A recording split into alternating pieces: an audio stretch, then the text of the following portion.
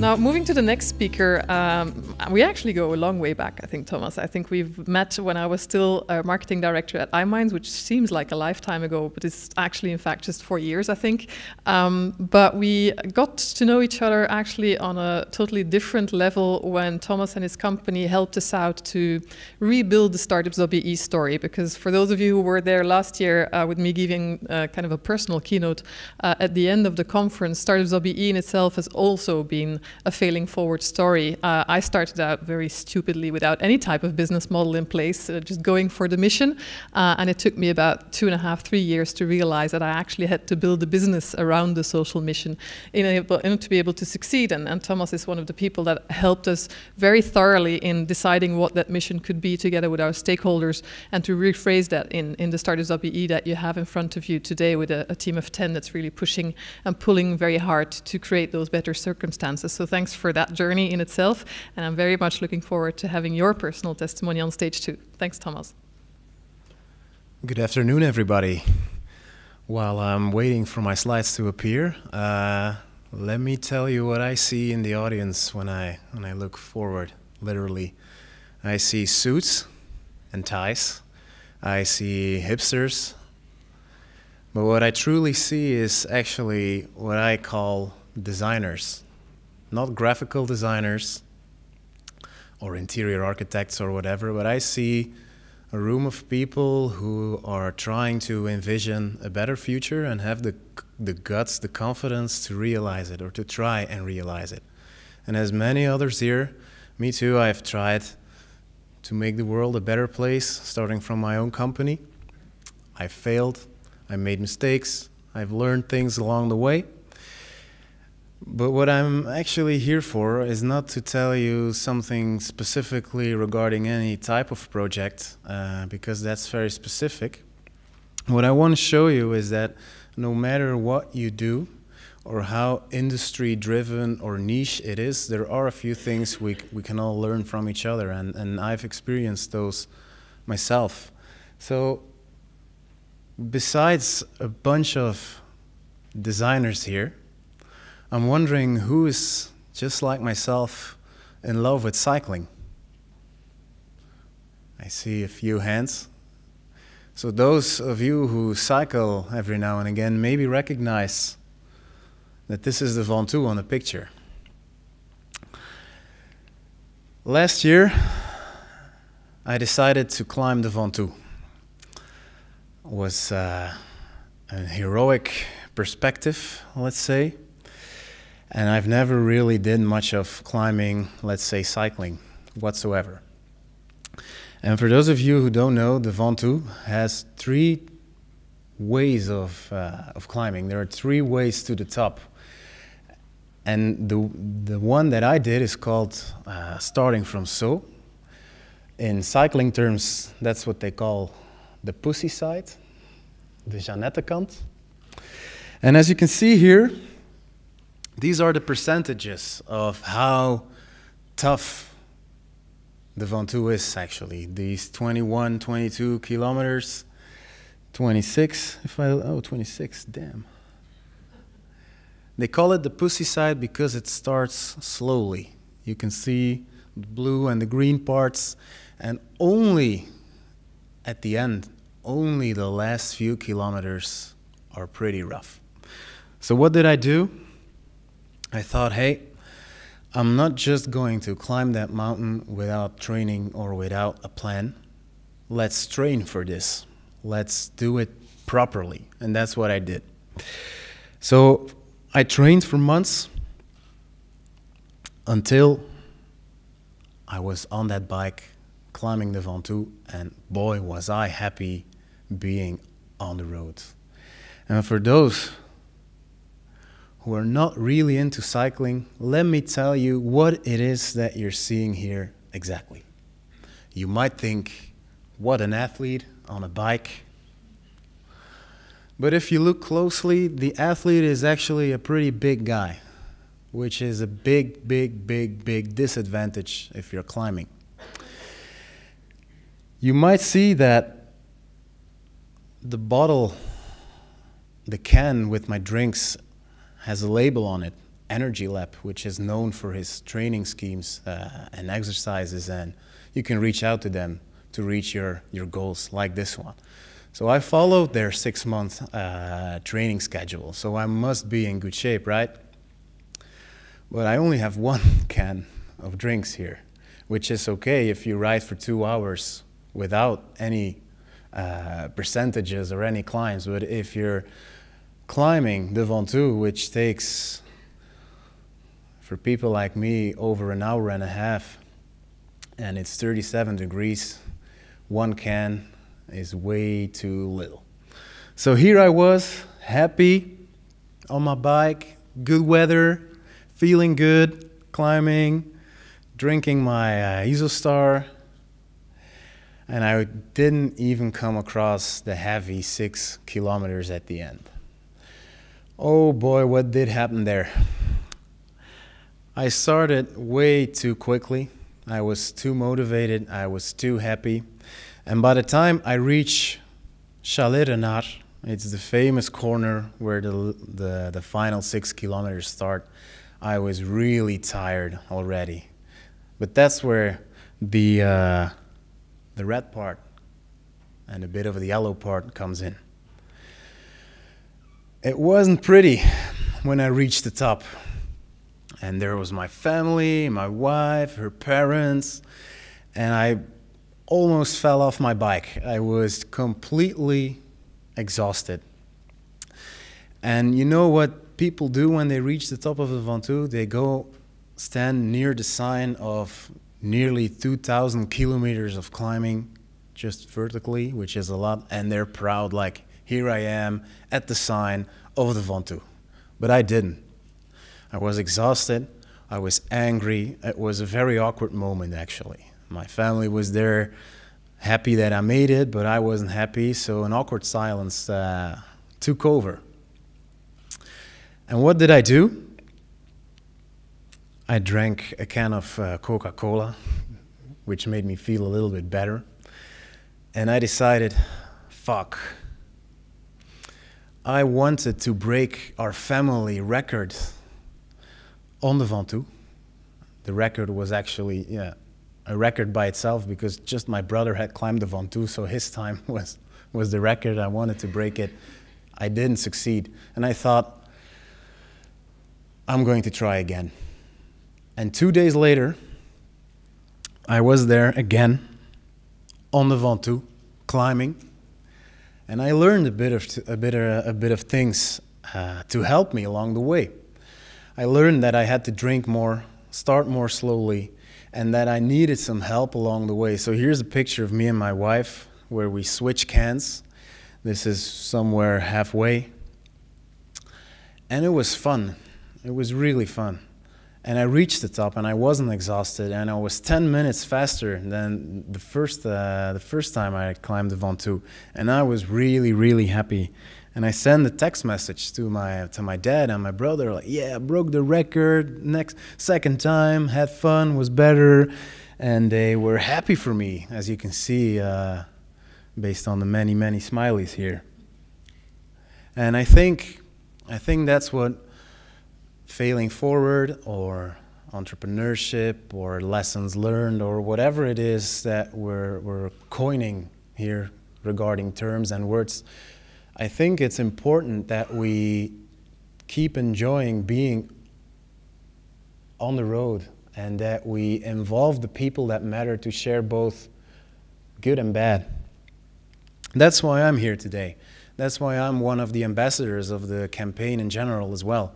Because I've learned along the way that as a young entrepreneur, it was very difficult for me to have a healthy balance between going full gas and enjoying a break. I only went full gas all the time, every day, every week, every month, every year. I just had one tempo, and that was full force. And at some point, you just crash. That's something we should all, of course, try to avoid.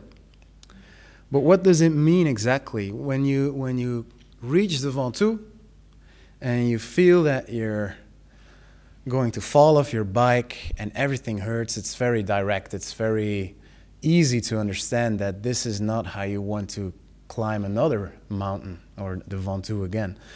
But when you're building a company, it's not so tangible. It doesn't hurt all of the sudden. It's a slow process.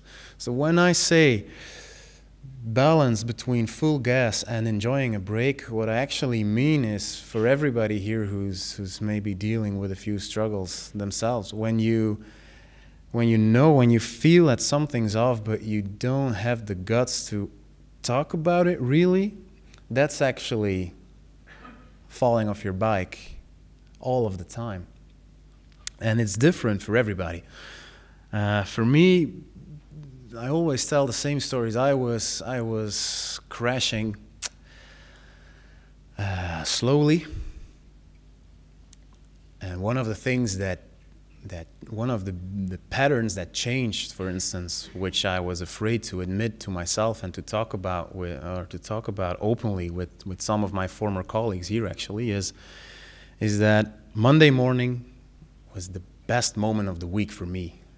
It was that time where I could kickstart, I could rush into work life and go full force. And after a few years, my Monday morning was like maybe the worst part of the week. And there were many moments that I was still lying in bed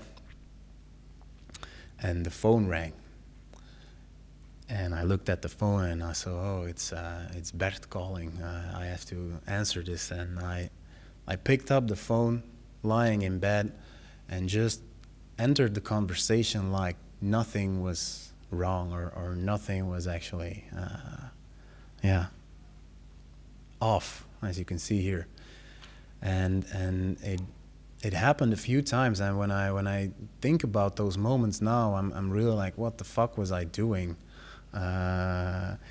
Was it something illegal? Of course not. Partapa would say, would they put you to prison? No, of course not. But it was so wrong. The entire atmosphere in that specific scenario was wrong. When I was 16, I really enjoyed local parties. I still do. But when you join those parties, if you're 30 and everybody else is 16, it's a bit weird. But I saved all my money for the local party, my weekly allowance, and I entered the party and I gave all my money to the people at the entrance, and they gave me a ticket to enter the party and some tickets for drinks. And that's when the fun started. I had many drinks and I talked to people all night long. And when it was time to go home, I made sure that I had to say goodbye to everybody else, and I never left the party without saying goodbye to everybody who I've been talking with for more than 5 minutes, let's say. And that was the most wonderful moment of the entire week for me. And once I started crashing, let's say, I didn't enjoy parties anymore. Yeah, I wasn't motivated to join them, but I did. I was silent. I was, especially on Sundays, already enjoying my new Monday morning feeling, which wasn't great. And at a certain point, my family and my best friends started asking questions like, hey, you're a bit absent, you're a bit silent, is there something wrong? No, just a bit tired. And at a certain moment, they felt the need to be a little bit more direct or concrete, and they say, what the fuck is going on, mister? All those words that came out of you earlier and all this silence now, something's wrong. What is it? What are you struggling with? And that was for me a tipping point where I realized that I've switched from a typical behavior, being around people, enjoying the party, to someone who didn't enjoy the party. And that's terribly wrong. And that's exactly what I mean with when you feel something's off, but you're afraid to say it out loud. So, if there are things that feel a bit off, and you know in your heart that it's maybe not the best idea to just continue doing the things you do the way you're doing it now, that's when this conference kicks in, I think. That's when you start reaching out to other people, like, yeah, maybe I can learn from this guy or this guy, and I've experienced it myself. What you're trying to do is find answers to the problems you're dealing with, but it's very difficult to find those answers. And I think it's difficult because if you're inventing a new future, it's just not easy for people to walk with you along the way. It's also difficult to help someone who's struggling with himself. So my advice is to start looking in the mirror first before you solve the important problems or you try to solve those. When I was feeling or when I was at my worst period, let's say, I didn't struggle mentally only, it was also a physical struggle. I had back issues, neck issues, headache, and I went to visit a doctor. And I thought, let's check my blood standards, etc. Maybe something's off, maybe I'm allergic or whatever. And the guy said, hey, you seem to have a very healthy lifestyle. You're in our top 5% best patients. And I was like, whoa, but why do I feel so tired? So why does everything hurt? And he said, yeah, your liver is not doing very well. And at first I thought it was because maybe your lifestyle was too Flemish, let's say, beers and fries and whatever, but it's not the case. And he said to me, you know what? My advice to you is to go out and have more drinks.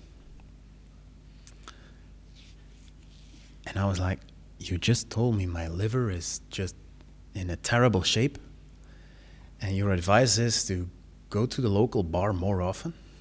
And he was like, yeah, I think it's a very good idea because you seem to be those very committed, motivated youngster people I see walking in and out here every once in a while, and you are just living in your own world and you're not sharing your struggles and your whatever it is that you're dealing with. So just go out more, talk to people.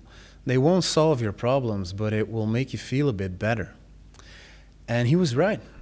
I had lost the motivation to join the party. So what I do now is hook up with my friends and go to the bar every week. And we try to have fun as much as possible. And when I notice that other people around me are struggling, that's actually the first thing I do. Hey, let's have a drink. And most of them say, yeah, good idea. And it's a win-win. Sometimes I feel that they are ignoring me or blocking me. And then I ask them, hey, what do you think is the most scary thing? Being able to share your deepest fears with your best friend, or not being able to share them with your best friend? Typically, that's the moment where they say, would you shut up already with your emotional bazinga, let's have a drink. But it works. And I really believe that it's important to look for environments where you can share your struggles or your whatever it is you're dealing with, without the expectation for them to solve it, but just because it's helpful, it feels good. I started reading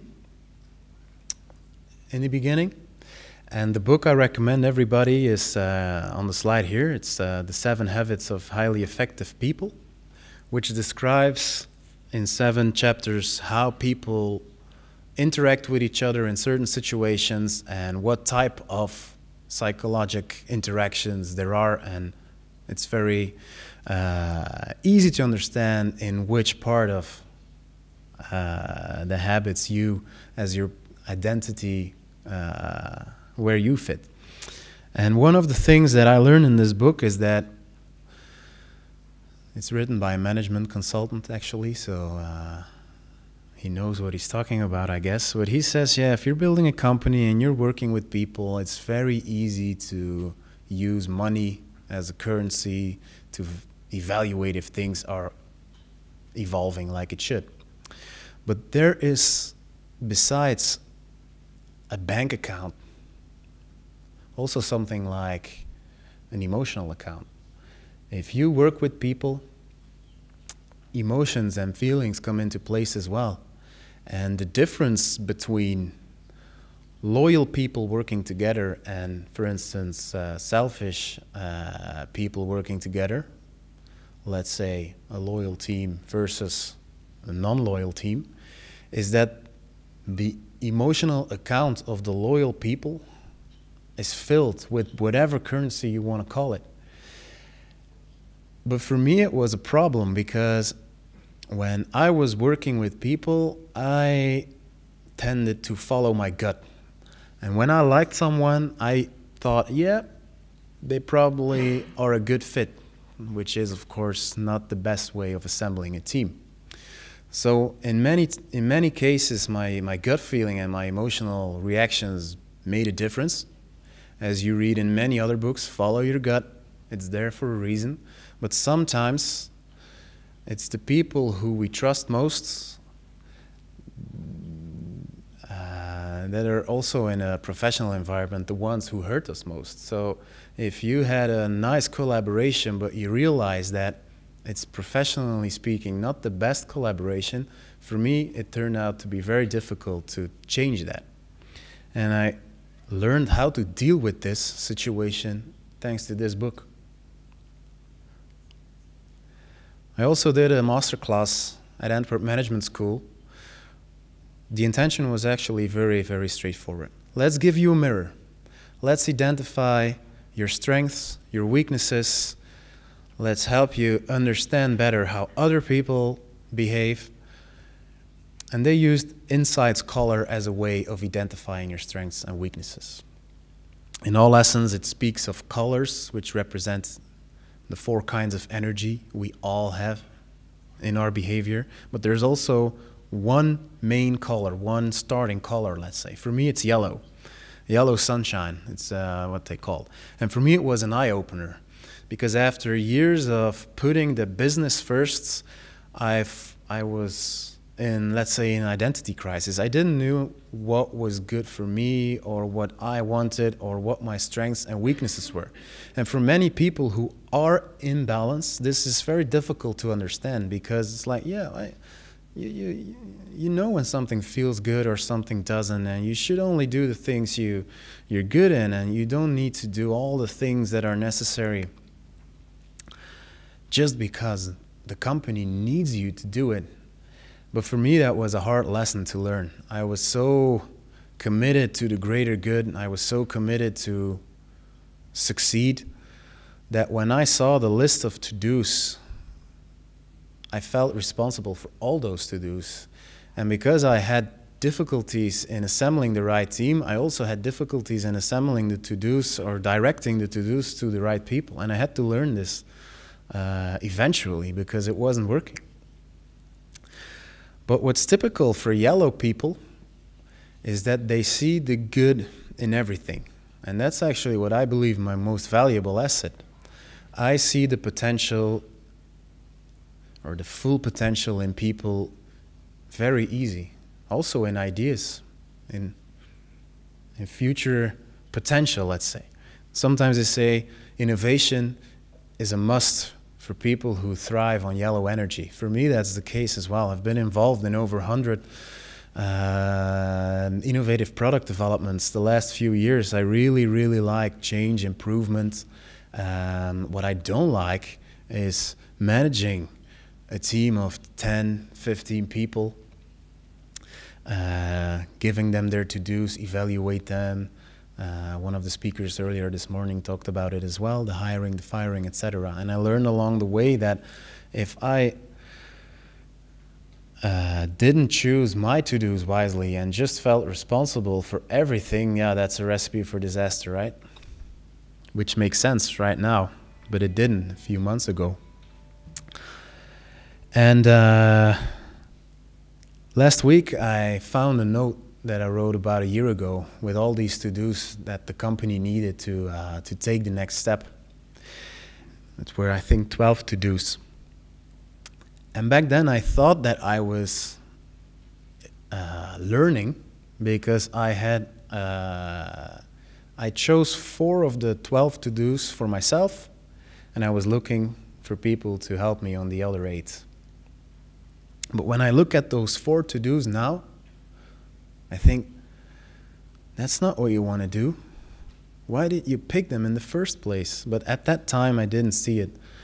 And after a break, after some soul searching, let's say, it's now very clear to me that my role in the company maybe just didn't exist anymore, or the things the company needed weren't the things I needed to do. And that's the most important lesson for me, that if you start something, there are life cycles, and you don't have to be involved in everything during all those life cycles. So if I summarize the 3 most important things that I learned when I took the time to stand in front of the mirror, it has nothing to do with solving the problems per se. It has everything to do with being honest with yourself. So I would advise everybody to identify his strengths and weaknesses.